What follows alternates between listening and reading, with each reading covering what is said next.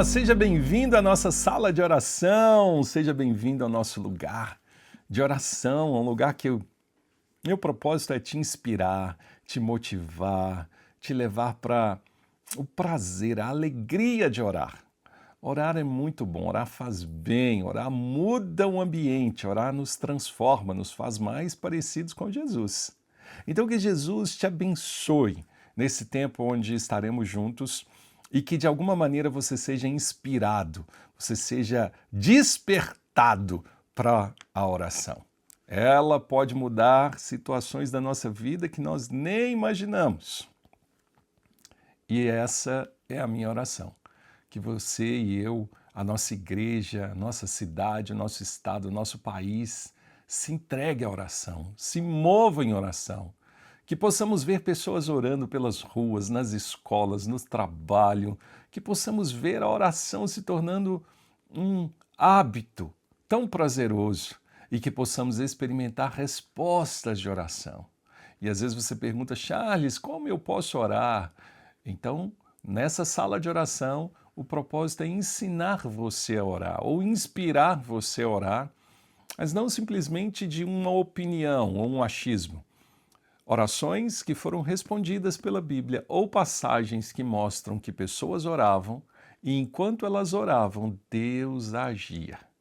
E hoje, mais uma vez, eu quero refletir, meditar e aprender com você com orações que foram respondidas ou movimentos de oração que foram, de alguma maneira, cruciais e impactaram pessoas, impactaram sociedades, impactaram tempos e épocas.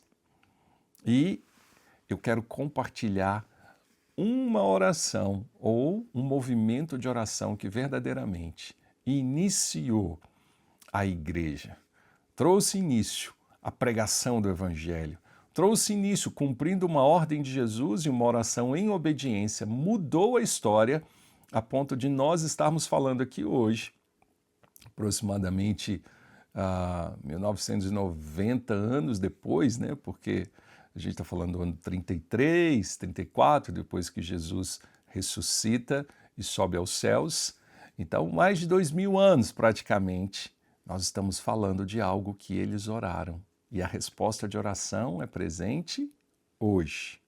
Onde está isso, Charles? Está em Atos, no capítulo 2, no verso 1. Diz assim, chegando o dia de Pentecoste, que era uma festa, estavam todos reunidos num só lugar.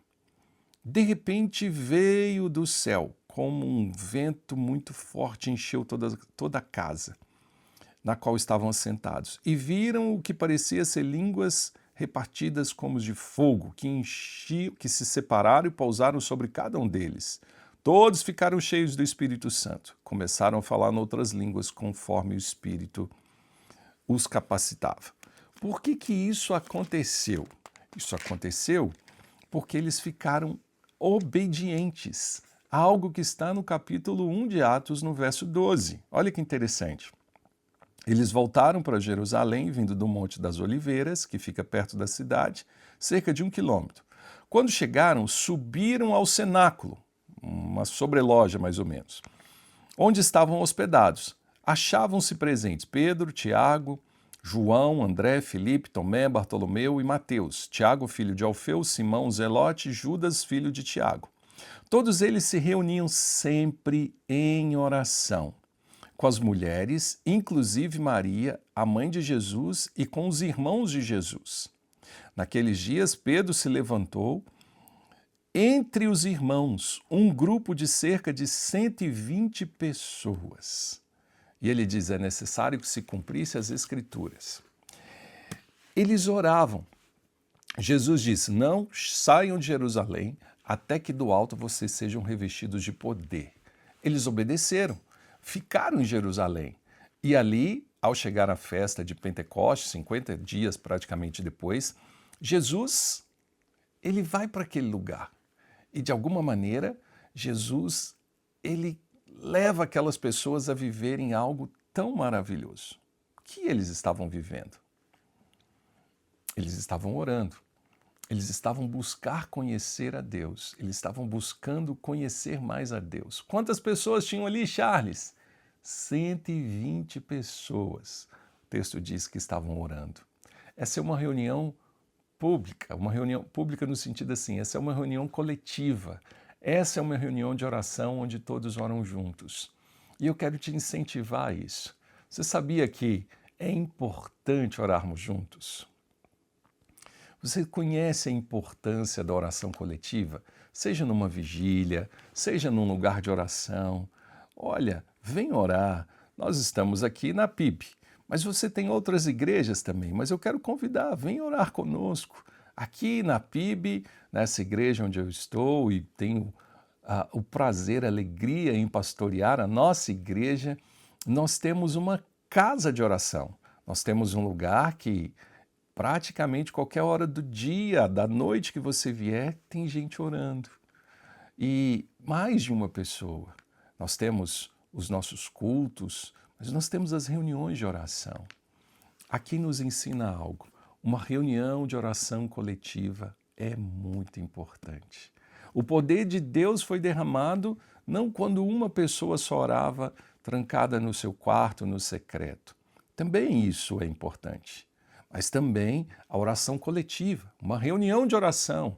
E diz o texto que enquanto os 120 oravam, Pedro se levanta e traz uma direção.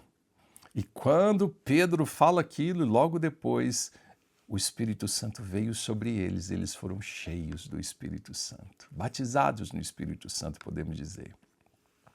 Quando isso acontece aqui em Atos, eles foram capacitados para dar início à igreja.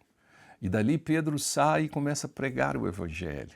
3.000 pessoas convertem, tantos milagres começam a acontecer, mas tem aqui para nós o exemplo de uma reunião de oração. 120 pessoas orando. Não ore somente sozinho. Venha, procure parceiros de oração, amigos de oração. Venha para a oração, vá para grupos de oração. Tem uma igreja que tem algo tão bonito chamado Círculo de Oração. Tem movimentos de oração, tem reuniões de oração. Vá para esse lugar. Não ore sozinho, não viva sozinho. Compartilhe os seus pedidos de oração com alguém, porque eles também orando por você, Deus pode agir de maneira sobrenatural. Ore, ore. Ore junto, ore com pessoas, ore com seus amigos, ore juntos, chame os pastores para orar, leve-os também para esse lugar de oração. Tem pessoas que gostam de orar no monte, tem pessoas que gostam de orar nas praças, tem pessoas que gostam de orar nos salões da igreja, tem pessoas que gostam de fazer reuniões de oração na sua casa. Não há problema, você pode ir para o monte, você pode ir para a sua casa, você pode ir para o salão da igreja, mas o que eu quero pedir, e eu oro para que isso aconteça na sua vida, é chame as pessoas do seu GC, do seu grupo caseiro, da sua célula, chame as pessoas que se reúnem com você e promova reunião de oração. Ali, Deus ouve e Deus derrama do seu poder. Não ore sozinho. Promova reuniões de oração. Isso é tão maravilhoso que você tem esse hábito e que você, se está sentindo isso assim, incomodado, comece, chame as pessoas para esse lugar. E você vai ver o mover de Deus, o sopro do Espírito de uma maneira tão maravilhosa. Eu quero orar por você, para que Deus, de repente, levante pessoas que serão líderes desses grupos de oração. Pai, eu quero pedir ao Senhor, levanta, Senhor, pessoas que se disponham a liderar esses movimentos de oração, esses grupos de oração.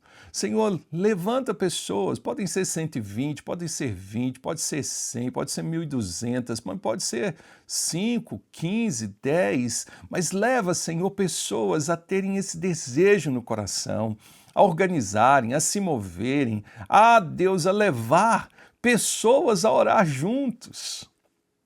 E nessas orações elas possam experimentar da tua alegria tão intensa, do teu poder, do teu favor, de maneira tão sobrenatural, que a vida do Senhor possa ser sobre elas. Que o Senhor Deus te abençoe e te leve para esse lugar de você ser um líder de oração e abençoar outros para que esses outros possam te abençoar também, orando por você. Em nome de Jesus. Um abraço para você, até a nossa próxima sala de oração. Amém.